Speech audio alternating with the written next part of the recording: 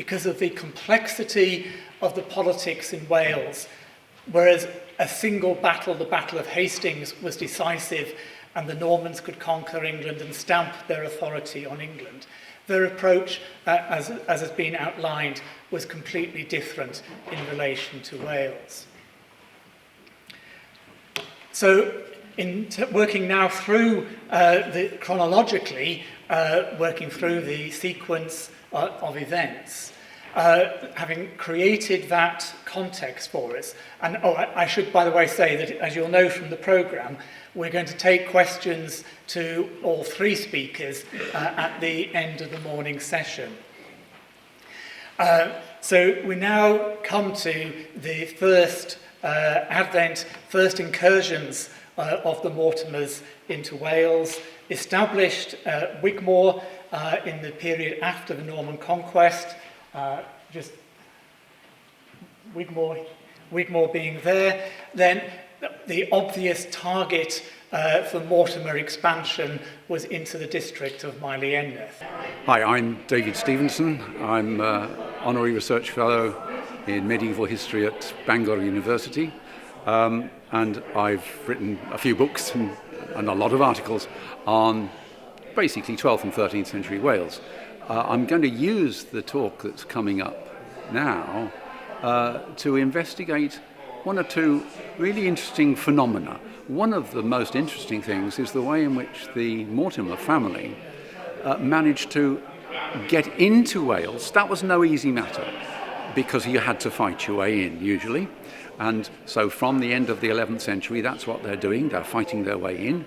And they will get thrown out from time to time, but they'll always come back.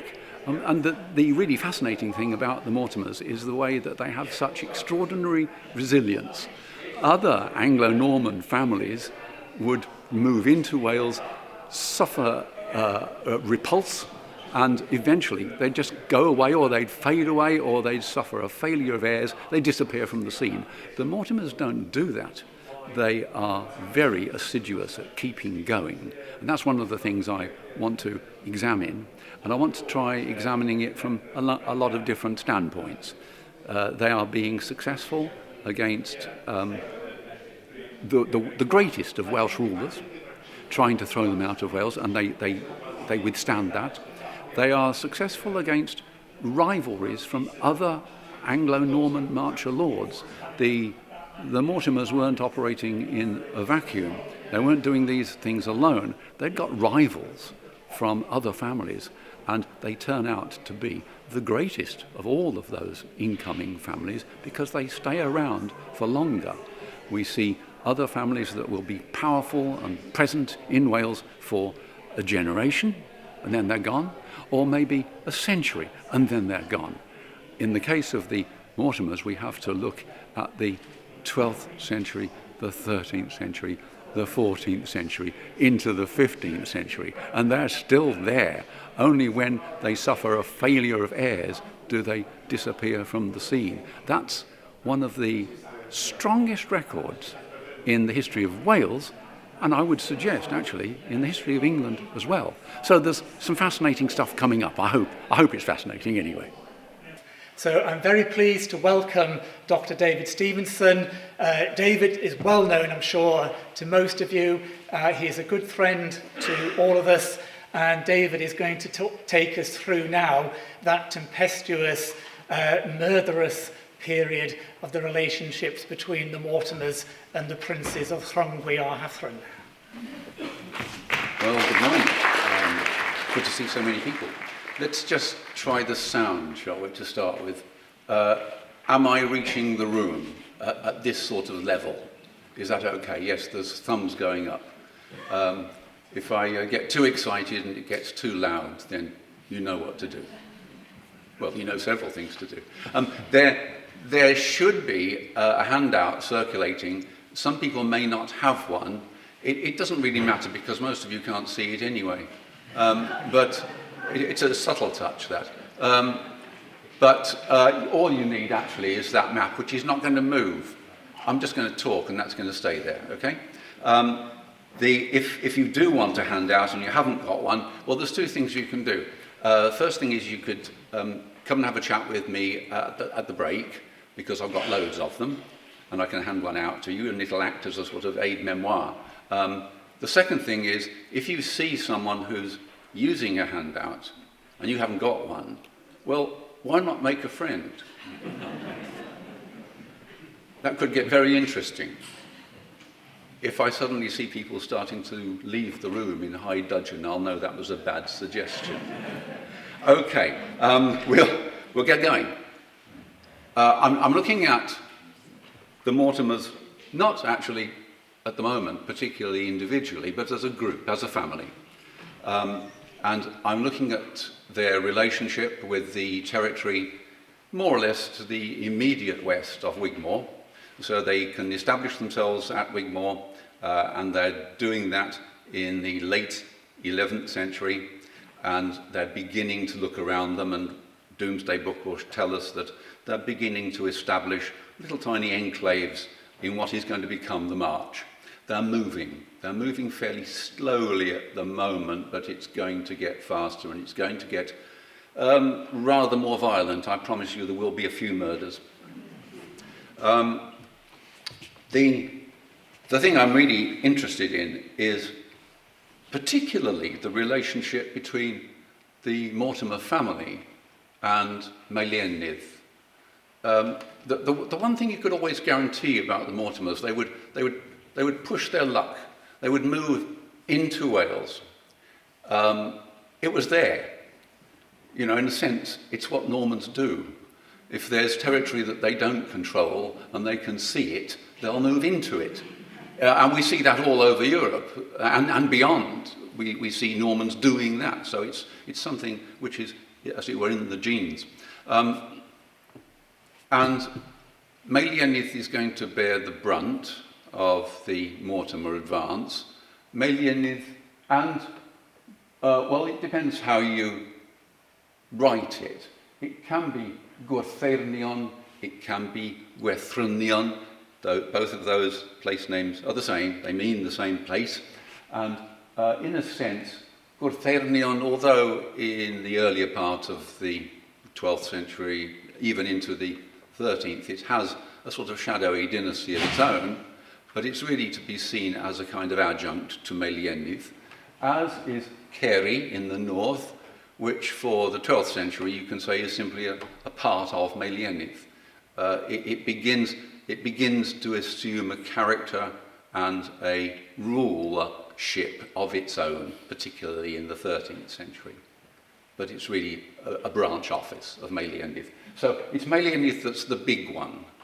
I'm not going to talk much about Elvale, which is to the south, and I'm going to talk not at all about Llyfyfnwg or Radna, because I'm passing them by. I've got to deal with the important bits, and the important bit is Meliennydd. If you want to think about this territory of Ffrongoia Hafren between the Wye and the Severn, think Radnorshire. It's as simple as that, because that's really the equivalent body later on. The land itself is one, a lot of you have traversed it this morning, coming here, and it's a difficult area to control. It's characterised by some significant uplands and sometimes some significantly sharp uplands. You know, there's some steep hills. There's deeply incised valleys, a lot of those. There's a lot of water moving through this territory, and it's deeply incised. All those sort of things, you know, deep, high uplands, sharp uplands, deeply incised valleys are barriers to progress. If you're trying to take a body of troops across them, it gets difficult. And it was difficult. It was a difficult area to contain. It gave, if you like, opportunities for the local significant Welsh families, and there's lots of them, most of them claiming a descent from that elusive character that I think Erin mentioned him, Elystan Glodrydd, from somewhere in the 10th century. Someone who appears in the genealogies. So as far as genealogy was concerned, he existed. As far as chronicles and record sources are concerned, and for that matter, poetic sources, he didn't exist. He's just not there. It's really weird that you get someone who's so prominent in genealogical sources, in pedigrees, and apart from that, doesn't exist. There's another issue there, and a very interesting one, which I'm not going to talk about now. I shall keep my powder dry for another day, by which time I'll have had time to make something up. But the point is that an awful lot of people in this region, the region that was going to become Radnorshire, say that they're descended from Elystan Glodrydd. And that gives them a regality. It gives them importance, even if they're little more than farmers on a fairly large scale. They still think royal. They still think dignity. It's very difficult to cope with them because they have aspirations and pretensions. And so it really is a difficult terrain that we're entering into now. And it was to that land, particularly that land of Meiliennydd, that one minor lord, a man called Madog ap Maelgwn ap Cadwaslan, granting lands to the Abbey of Cwmhir in 1212, declared almost en passant that, I quote, the optimates, the people of the better sort, the upper crust, the optimates have sworn before many people that they will never suffer the dominion of any prince over them. Now that comment by the better sort was almost certainly aimed at a prince emerging from Gwynedd, and it was Llywelyn ap Iorwerth, Llywelyn Fawr, Llywelyn the Great. But it applies to anybody. It applies to anybody from outside with aspirations to take over. The locals don't want it. And the locals of the better sort don't want it. That's important, because what they do, everyone else will follow. So that's the first sort of glimpse of the atmosphere in Meiliennydd in particular. Not only is it difficult terrain, it's difficult people. They don't want outsiders. They've got a bit more welcoming these days. You'll be very glad to know that. It was in the land of Meiliennydd in 1262 that we saw the capture, not by a ruler's crack troops, but by the men of Meiliennydd. We saw the capture of the best castle at that point that the Mortimers had, and that was Cefn, just outside Llandrindod.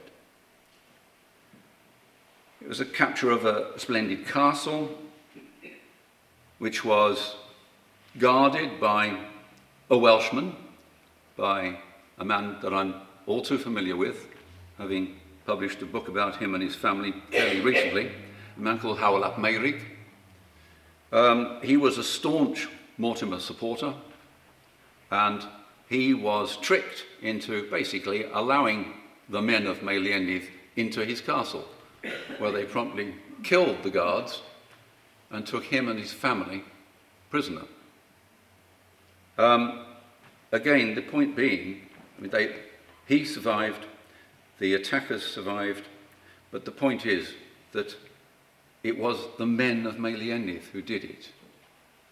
Again, they don't like outsiders. Hywel ap Meirig was almost one of them. He came from the fringes of the land between Wye and Severn, but he was still an outsider as far as Meiliennydd was concerned. And his Mortimer bosses were certainly outsiders, and so their best castle got trashed. It was in this and adjacent lands that the Principality of Llywelyn ap Gruffydd Llywelyn the Last, the man killed near Builth on the 11th of December of 1282. It was in this land, above all others, that his principality began to unravel at quite dramatic speed in the 1270s.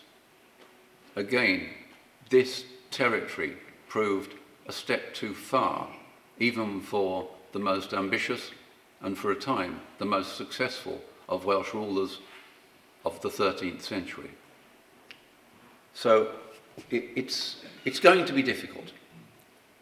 I just thought I'd tell you that what comes next is going to be difficult. So if you're in need of a nap, this is the moment. Okay? What I'm going to do is look at a sort of summary history, first of all, of the Mortimer presence in and absence from the land between Wye and Severn over the course of mainly the 12th and the 13th centuries. The one thing you could bet on, I guess, was that because of the difficulty of the terrain and because of the difficulty of the people, the Mortimers were going to get evicted from their attempts to take it over. They're going to get thrown out. That's going to happen several times. But the other thing you can bet on is, even more strongly, I put even more money on this, they'll be back. You could never get rid of the Mortimer family. They would retreat, oh yes, but they'd come back. And when they did, there'd be more of them. And they'd be waiting for whatever you wanted to throw at them. So it would be a more powerful return.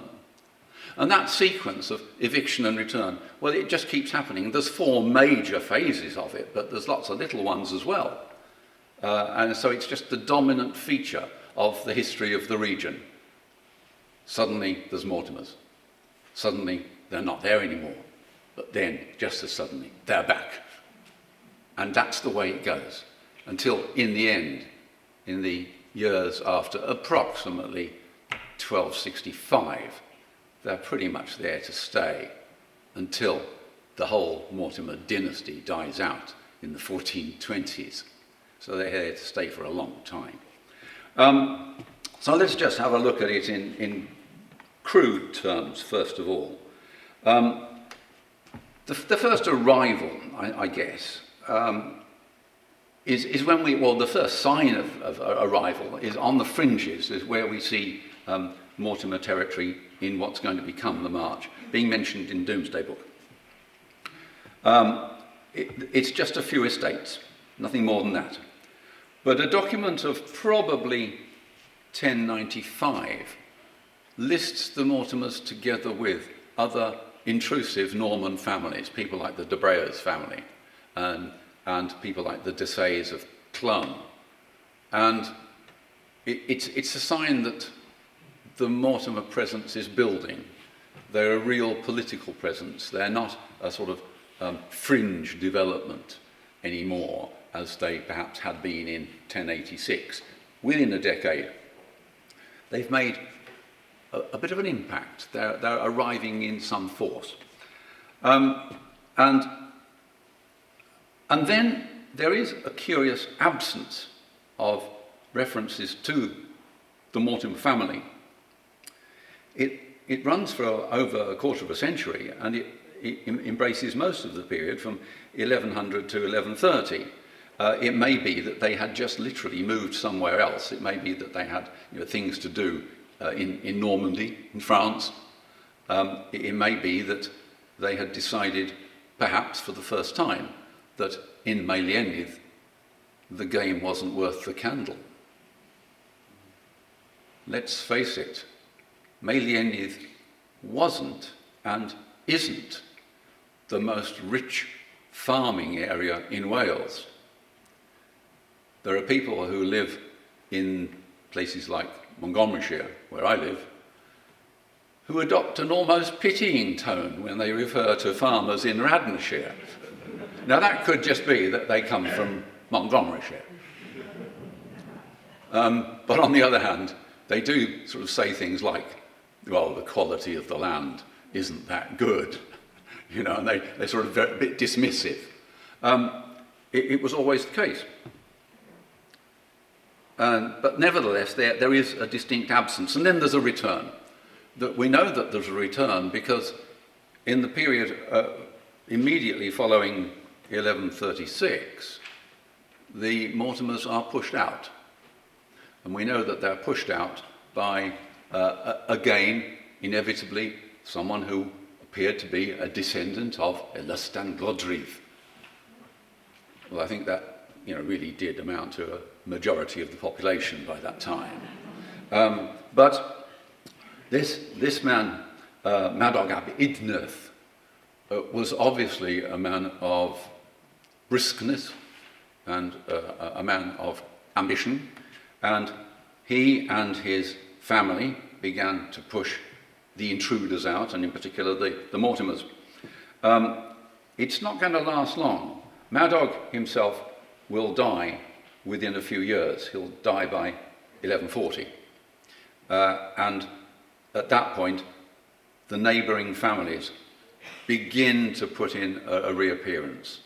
The Desays in Clun begin moving in. They begin killing the upper crust of the Welsh population of the land between Wye and Severn as early as 1142. They are followed by the Mortimers. From 1144 onwards, we see it in the Welsh Chronicle, Brita Tawasogion. We see developments in 44, in 45, in 46, each one marked by a killing by a prominent Mortimer of a prominent Welshman. So they're on the way back. That's a very, very interesting development. As I say, it's very brisk. I mean, I just made a few notes, but in 1144, Hugh Fitzralph, the dominant force in the Mortimer family, repaired the castle of Carmarthen, and a second time subjugated Meilienydd. I don't imagine the subjugation was a particularly pleasant process. And then 1145, Rhys ap Howell is seized by Hugh Mortimer. In 1146, Maredydd ap Madog ap Idnerth, the son of the person who had pushed the Mortimers out, was killed by Hugh Mortimer. So you can see that they're on the way back, big time. And then, having returned and settled in, by what seems to me to be 55, they're out again. I'll come back to that one. It needs a bit of adventurous reconstruction. In other words, making it up as you go along. We'll get there. So they're out in 55, and they're out for quite a long time. They're going to put in appearances in the 1170s. One of the sons of Madog ap Idnerth, Cadwaslan, is going to make a very good job of establishing a sort of regional supremacy. And I think he's an extremely successful ruler, extremely aggressive. I'll talk about him later. But in 1197, sorry, wrong way around, in 1179, Cadwaslan ap Madog accepted an invitation from the King of England, from Henry II, to have a little chat. I think that some of the things he'd been doing had displeased the king, and the king was going to have a chat with him and just try to steady things a bit. In order to have the chat, he issued a safe conduct for Cadwaslan and his men. And they went and saw the king under safe conduct. They talked to the king under safe conduct. And they came away from the king under safe conduct. And as soon as they got to near home, in other words, as soon as they were passing through Mortimer territory, they were jumped by a bunch of Mortimer soldiery, and they were killed. That didn't please Henry II, because they were under his safe conduct. And so the Mortimer held most profoundly responsible for that episode, and that's Roger Mortimer, was exiled. His steward was executed, and several of his officials were executed. When you displeased Henry II, that tended to be the outcome. So the Mortimers, by an assassination, have attempted to signal that they're on the way back. Well, not this time, boys. I'm afraid they'd overstepped the mark, and it ended up with the death of members of the Mortimer establishment and the exile of Roger Mortimer. They did eventually get back, and it was Roger again. They did eventually get back in 95. We've got a new monarch. We've got an absentee monarch. It's Richard I, who doesn't spend a lot of time in England or anywhere else this side of the Channel. And what we have is a Mortimer advance into these territories of the lands between Wye and Severn with government funding. You have to look hard for that, but you can find little bits of hints in the pipe rolls. The pipe rolls are basically the accounts of the English government, year on year. Accounts rendered by the sheriff of every county. At Michaelmas, 29th of September, they come to Westminster and they're rendering the accounts. And they're all drawn up in these massive documents called the pipe rolls. You can find that people who haven't contributed, people like the Abbot of Pershaw, are in trouble because they haven't contributed to the expedition, and they're having to make up the money that they should have been contributing. So you can see that there's a kind of semi-concealed tax going on. It's very interesting. It was obviously quite widespread, but it doesn't put in many accounts except when someone doesn't pay it. So it's quite interesting, that. But it does produce a Mortimer re-seizure of many of the lands between Wye and Severn, and in particular, first of all, Meliennydd. There they basically take over the Abbey at Cwmhir.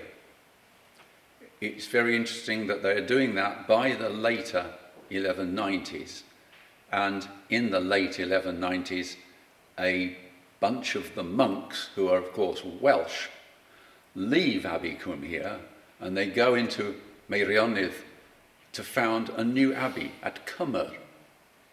I wonder why they went. I wonder if it had anything to do with the fact that the Mortimers had arrived. Because arrived they had done, and Roger issued a charter. Depending on how you're counting, it's 1199 or 1200, depends where you start the year. But the charter is issued, and it's basically a refoundation. It's a confirmation of what's been given to them already, and it's promising more in the future, and so on. The numbers in Cwmhir build up again, and I think this time they're a kind of Anglo-Welsh mix. They're people who would accept the Mortimer presence. So that's a very interesting development, and it didn't stop at Meliennydd. It's fairly clear. I can reconstruct this. I will, if necessary, respond to questions on this one, but beware, I'll take about 50 minutes to do it. But it's pretty clear that they go through Meliennydd into Gwythrunion. So they've taken out another adjacent territory.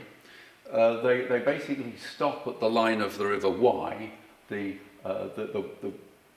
western bit of Gwythrunion is the Wye, and it's running from its source, which is somewhere in the depths of Arwysli. All you've got on this map is the fringe of Arwysli. It was much bigger than that, and it's an independent territory, an autonomous territory with its own kings.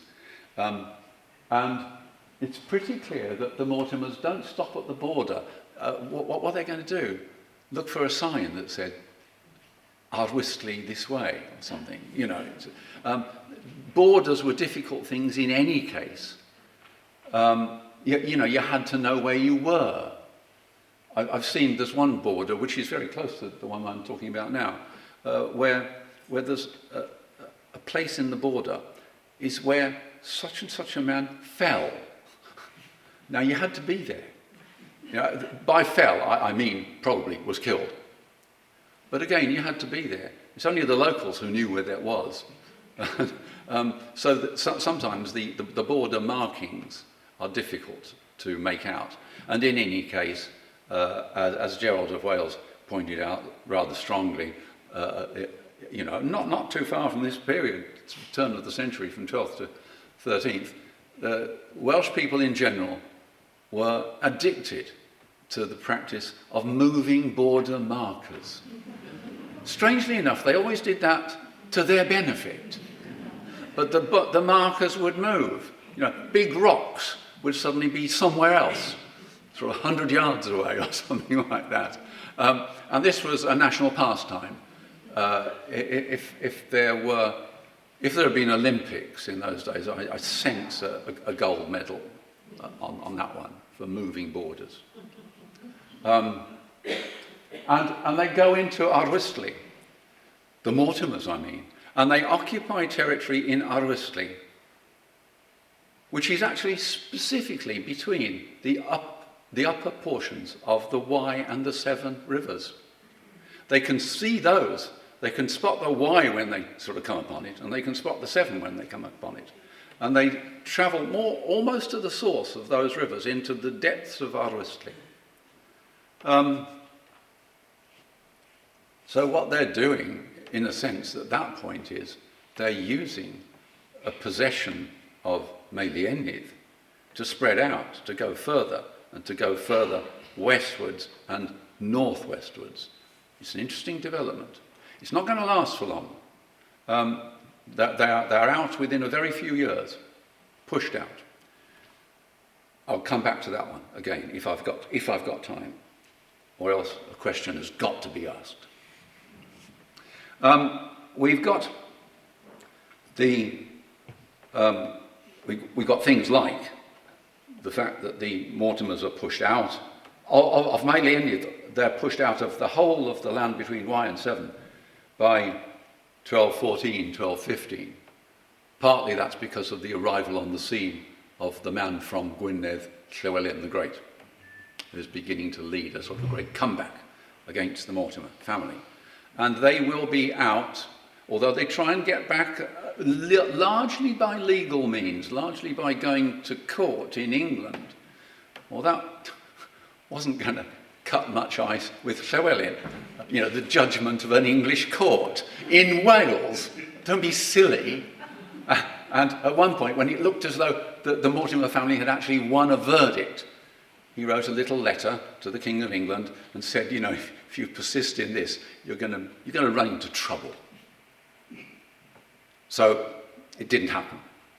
And as long as he was being basically recognised as ruler of much of Wales in a series of truces constructed with King Henry III, as long as that was happening, he wasn't too fussed about changing the situation within Wales.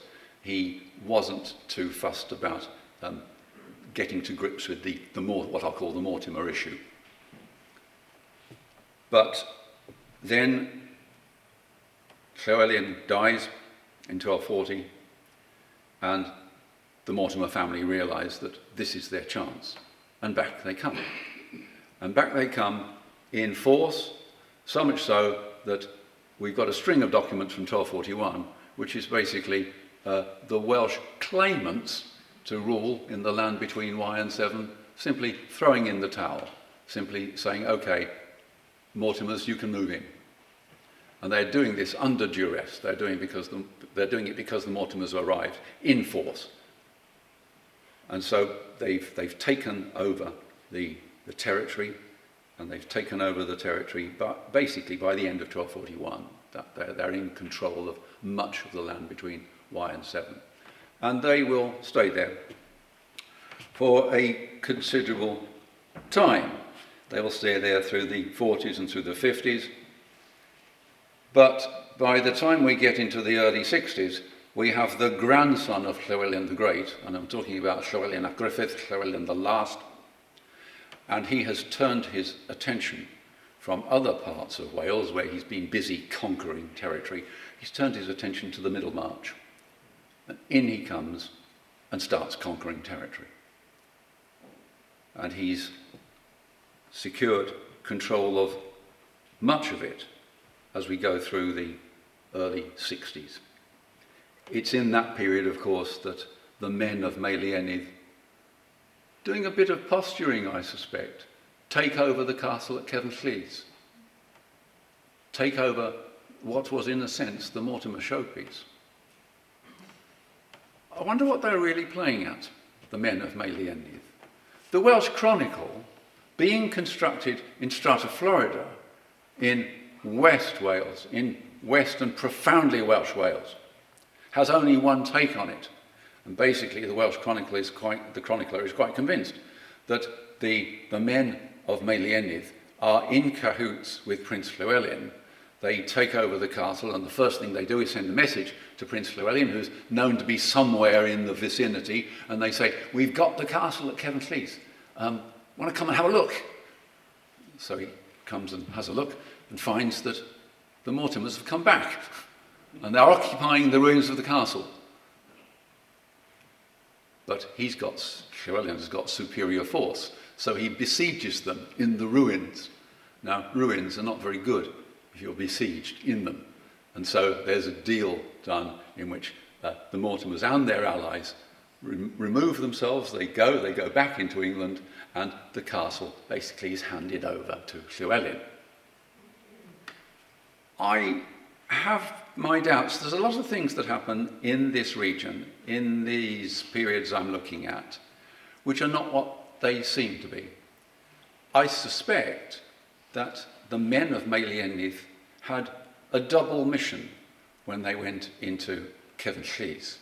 The first part of it is, let's get rid of the Mortimer presence. Let's trash Cefn-Llys because it's a Mortimer castle. The next thing that appears to happen is that the castle is systematically dismantled by the men of Meiliennydd. Well, if they're about to invite Llywelyn in, why did they dismantle the castle? They haven't got it by a siege, they've got it by a trick. They got Hywel ap Meirig to open the gate for them. So it's the men of Meiliennydd who've trashed the castle to keep the Mortimers out, but also, I suggest, to keep Llywelyn out. In other words, the upper crust will never tolerate the presence of a prince over them. We're back to that one again. We're 50 years on, but there's people who can remember that incident. And they say, the last thing you want, boys, is a prince, because they'll crack the whip just as strongly as any Mortimer. And it is no coincidence that we get a sign of this sort of thing in 1277. The Mortimers have been expelled in the early 1260s. They've come back by 1265 into Meiliennydd specifically. And they're there at the time of the Treaty of Montgomery, which recognises Llywelyn as Prince of Wales by the English government. They're there in 1267. The treaty is a little bit ambiguous about Meiliennydd and Cefn-Llys, but basically to be realistic, we have to say that it acknowledges the presence of the Mortimers there. They've already re-established themselves. It acknowledges their presence. And I can find them in the presence present in Melienith in 65 and 66 as well as 67. So they've done it themselves. They've come back and they've pushed out the otherwise triumphant Llywelyn the Last. By the time Llywelyn's principality had begun to crumble, particularly in the 70s and particularly in this region, we come to the War of 1277, which is the first of the wars that Edward I launches against Llywelyn the Last. And we are very lucky to have a wages roll for the forces of the Middle March and adjacent regions from the late summer of 1277. Now, it's a very interesting document, this, because it tells us where troops are coming from in order to fight Llywelyn.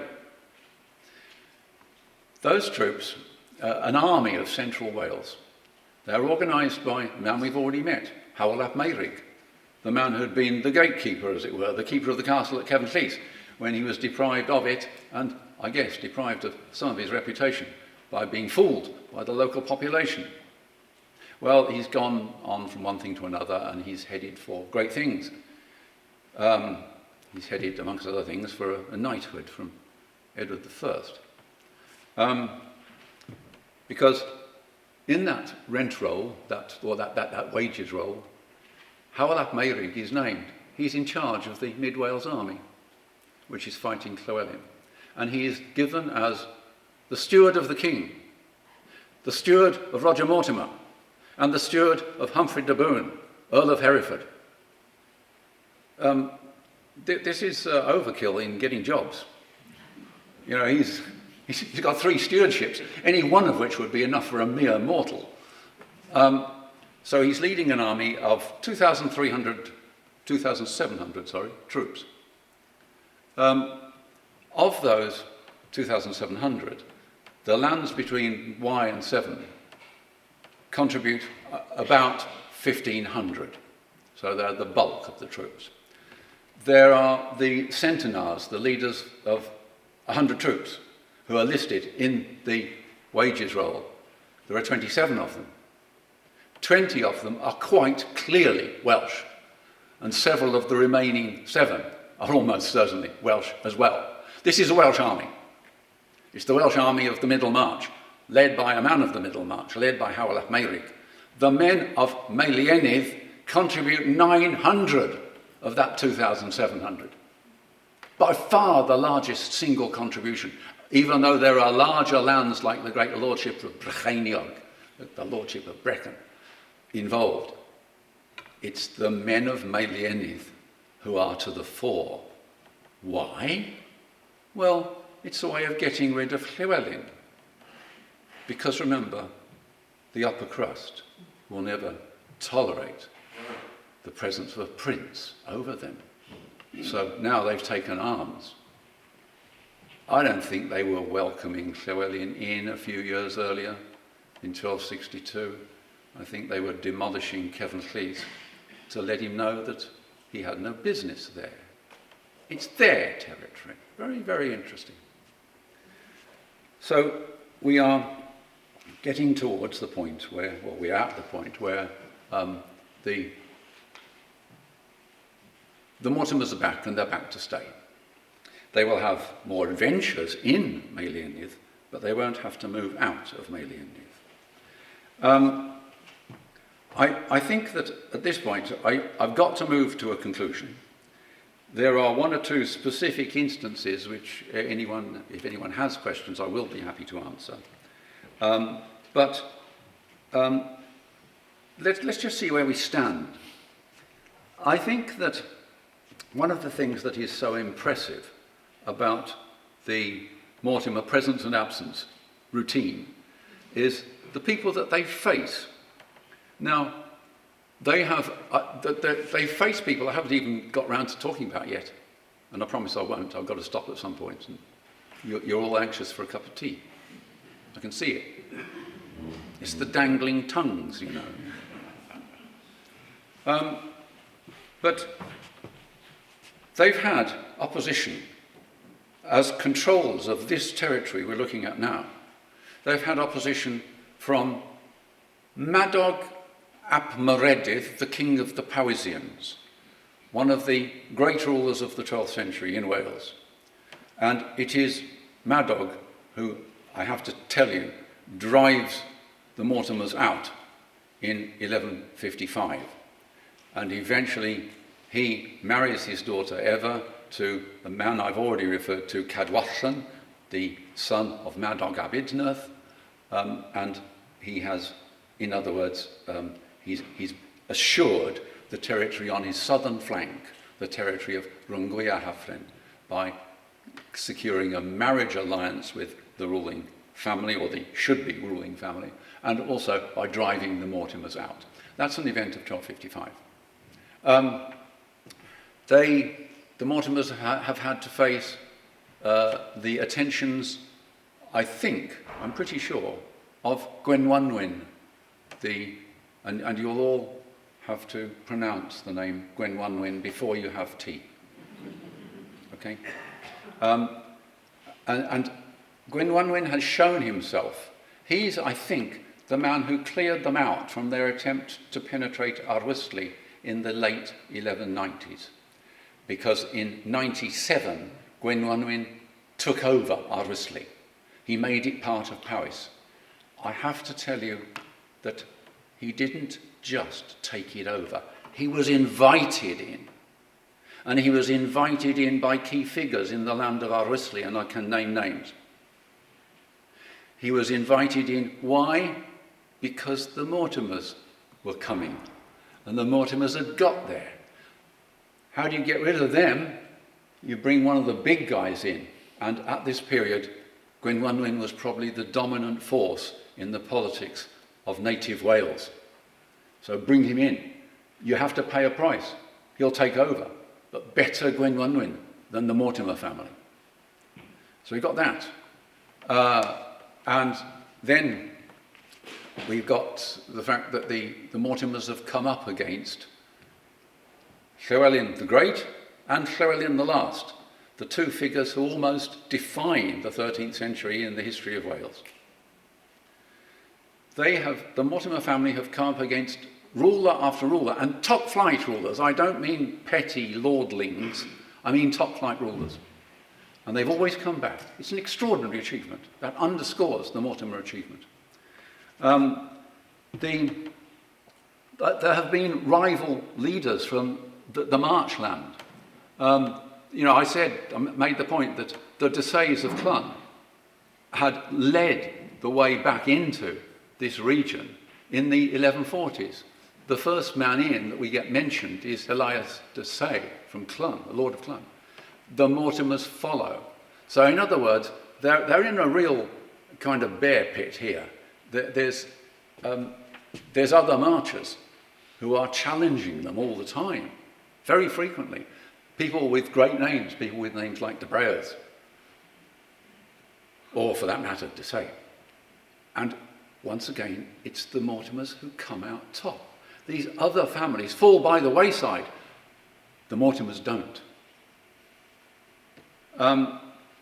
The question there is what's going on, in a sense, in the Mortimer mentality. We're obviously dealing with a very resolute family. We're dealing with a family whose resolution and whose ambition is brought home to us when we start looking at the sheer number and length of Mortimer chronicles that chronicle the history of this dynasty and the lands of this dynasty. It's entirely unusual. We're looking at a thicket of Mortimer chronicles. And that is something of great significance. I think we need to bear that in mind. Family pride is crucial. And family pride is what brings them back, time after time. I think that this snapshot, and it's only been that, I'm afraid, I wish that I had another hour or two. You don't, but I do.